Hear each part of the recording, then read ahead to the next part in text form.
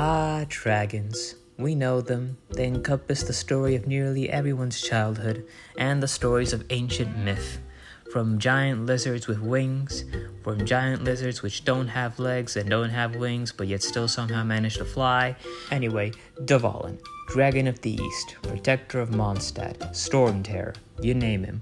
We'll be going over the drops, mechanics, and lore of this boss in this week of With the Bosses. Alright, so starting off with the location. In order to fight Storm Terror, you just need to follow through the main story.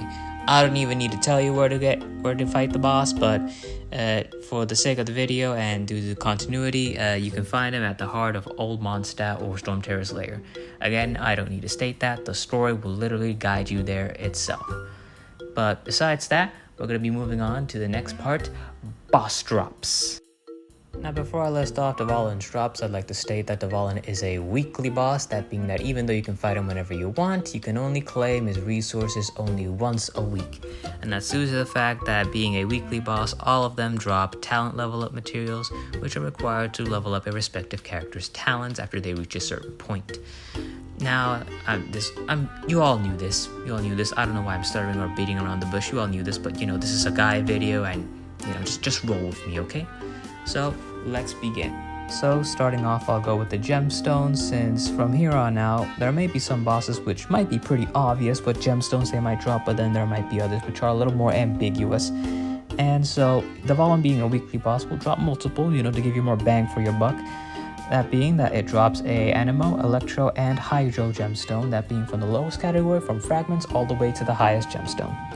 Next up, he also drops Dream Solvents, which are used to transmutate, or, it's transmutation, it is alchemy after all, one talent level up material of its respective class to another. So, in case you get one talent material of the same class, which doesn't really adhere to your character, you can just transfer it over to another one as long as you have some Dust of Azoth with you. Now, on to the main stuff. We got Dvalin's Plume, we got Dvalin's Claw, and we got Dvalin's Sigh.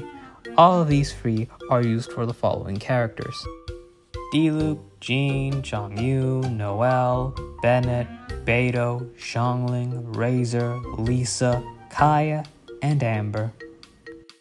Now that we know all of this, we can finally move on to the boss mechanics of Storm Terror, the erstwhile King of the Sky. Now for Dvalin's abilities, we have three primary ones. I'm not counting his attacks because those are his attacks, but the main ones is that he can fly, big whoop, he's a dragon. The second one is that he has a barrier which you have to break down in order to actually deal damage to the boss. And his third ability, that being the floor is wind, which I've aptly named due to what you're going to see soon enough.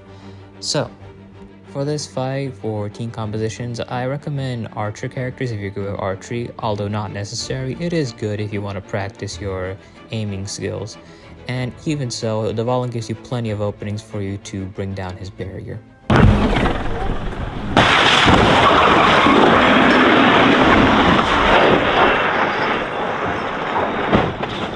As the title suggests, Dvalin will start off the fight by flying up into the air and towards the platform that you're standing on. Pretty simple ability, easy to dodge, nothing much to it. You get hit with some decent damage depending on what level you're fighting in, but besides that, there's nothing more to it. But anywho, we're going to move on to its next move. New 5 gum. Stimulate. Now for this ability, Dvalin's going to land on the platform. Well, his upper body's going to land on the platform, and he's going to attack opposite to where you are, which is kind of strange, but, I guess that's just him being, honorable and cordial, thank you, Dvalin.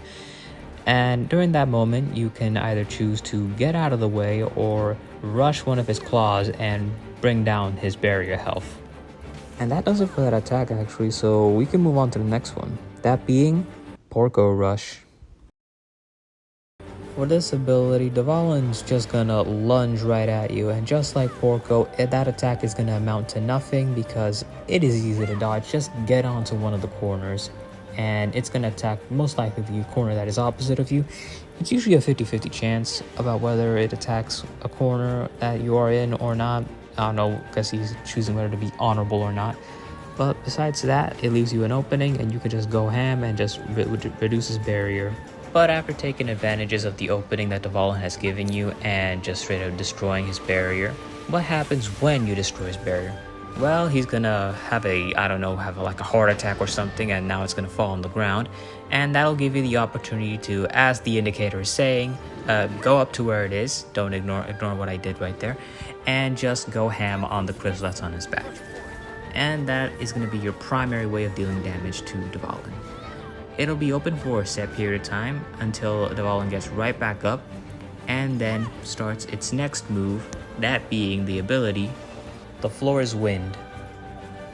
For this ability, I don't know what he does. He just flies up into the air and just screams, and all of a sudden the platforms that you're standing on start to glow wind or something. He throws something down. I'm going to assume that's just animal energy, which he's just blasting through.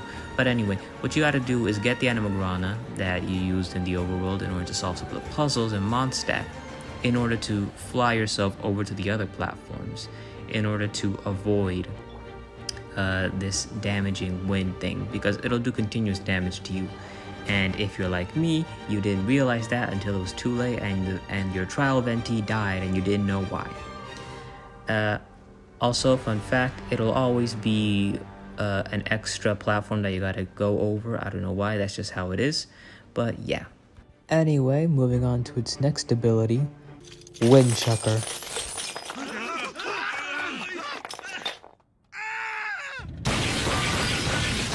For this one, Dvalin's gonna fly up and just flap its wings and chuck just pure concentrated balls of ammo right at you. These are also semi-easy to dodge if you're on any other device besides mobile, but besides that, pretty well.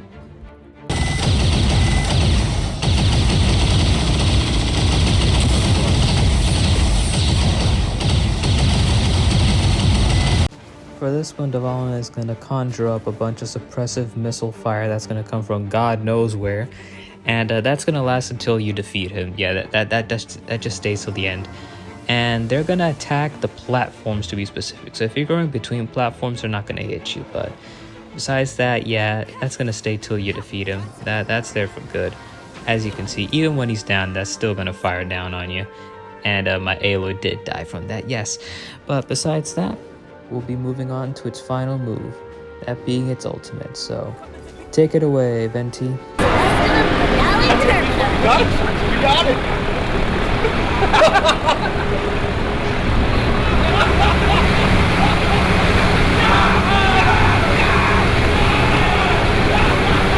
For the big one, Dvalin's gonna go all the way to the back right there and charge up a super special Animo Blast. And this one's pretty undodgeable, you know, unless you got a shield, you iframe it, or use a burst, or just get out of the way. Yeah, pretty dodgeable actually. But after that, that's all of the abilities that Dvalin really has. This is one of the first weeklies, and from here they just get more and more complex. But besides that, I'd say it was a pretty good first boss, you know, first weekly story boss, and the music is just great. So besides that, you just continue on, break his barrier, and just kill him. Well, you don't really kill him, but you get what I mean.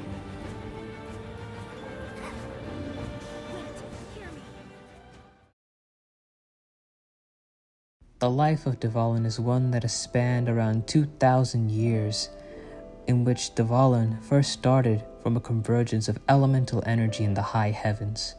This young dragon was very curious and descended to the continent of Tevat to observe the world around him. As an enormous and powerful dragon, his presence frequently, but unintentionally, caused havoc and destruction around him, resulting in fearful or spiteful reactions from humans. Dvalin did not yet understand the consequences of his actions and was thus confused and hurt by the treatment he received. One day, however, attracted by the music from the holy lyre der Himmel, he landed next to Barbados, the Animo Archon of the Seven, and the deity of Mondstadt. Though the humans panicked, Barbados remained calm and sang of the dragon's beauty. Seeing that the god wished for him to be understood as well, Dvalin decided to stay by his side and befriended him. He learned human speech and the Archon's singing techniques. Only later, after Vanessa established the Knights of Favonius, did he become titled Dragon of the East.